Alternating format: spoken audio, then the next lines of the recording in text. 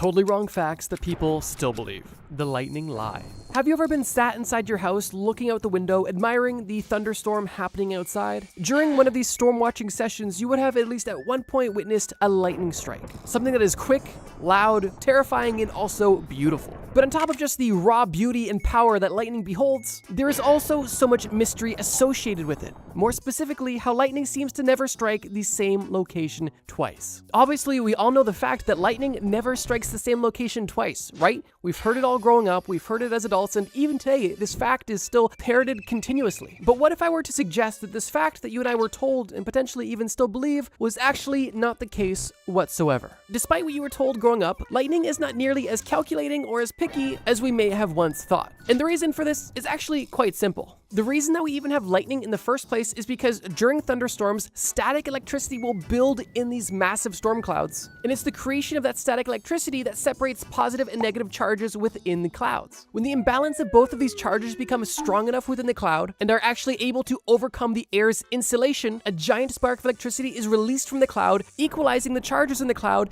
and then grounding itself on the ground. And this flash of electricity you see is, well, of course, lightning. In reality, it's kind of like a storm cloud busting a nut. You see, certain storm clouds are just so hot and bothered. The only way that they can equalize themselves or the charges within themselves is by releasing something hot and electric. And in this case, it's lightning, aka cloud nut. And after the flash of lightning leaves the cloud, it becomes equally charged once again. The question still remains, how do clouds pick exactly where they want to strike their lightning or blow their electrical load? You see, lightning is not picky, it's lazy. And like water, electricity is seeking out the least path of resistance so it can as quickly as possible neutralize itself and, well, kind of die. Which is a bit morbid, but the truth. I mean, lightning is not trying to exist. It is an expression that is actively trying to neutralize itself, which is kind of sad. Sad nut. But yeah, in all seriousness, lightning does strike the same place multiple times, and in some cases, tens of times every single year. And in most cases, the easiest place for lightning to strike is a location that is high to reduce the distance it has to travel, or a location that is, well, conductive. And it's for that exact reason that lightning rods are installed on basically every skyscraper you will see anywhere. If lightning truly never struck the same place twice, lightning rods would be an obsolete object because, well, after it was hit once, it would surely never be struck again and just be obsolete. But as we know, that is not the case. The Empire State Building in New York, for example, is struck by lightning 25 to 30 times every single year. And that, of course, is just one of the many skyscrapers in New York City. Outside of skyscrapers, though, other locations that are likely to be struck by lightning numerous times per year are tall trees, mountain peaks, radio towers, and any other location that is both conductive or at least somewhat tall. That is, if it's available to the storm. You see, if a storm takes place in a wide open field with absolutely no extra conductive point, lightning will still choose the path of least resistance, but in that case, it might just be a random spot in that field. But yeah, I thought this was kind of a great first entry for this video, simply because if you look at any skyscraper,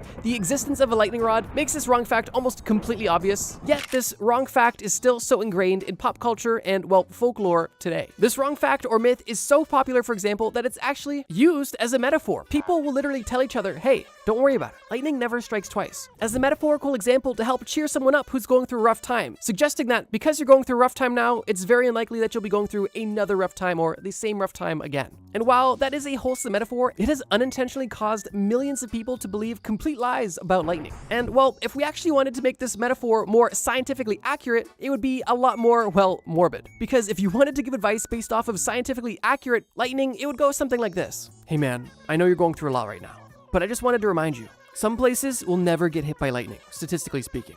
And some places will get hit by lightning a lot. And because you've already metaphorically been hit by lightning, it's very likely that you're going to be hit by lightning a lot. Maybe up to 25 to 30 times per year. So you're either blessed or cursed depending on how tall and conductive you are. When you make the metaphor more scientifically accurate, it's a lot less heartwarming. And honestly, I just find this, well, wrong myth so ironic because, scientifically speaking, if something does get struck by lightning, it's because that location is an ideal place for lightning to strike, meaning that that location is much more likely to be struck by lightning again, making this wrong fact not only incorrect, but actually the opposite of the truth, at least in some cases. But yeah, lightning is cool, but it's not picky. And if we've learned nothing else from this section, it's that, sadly, lightning's sole goal in its nanoseconds of existence is, well, self-destruction, which is sad. But now you know the truth. Although in some cases, the truth is just a reminder that sometimes ignorance is bliss. The Oxygen Epiphany.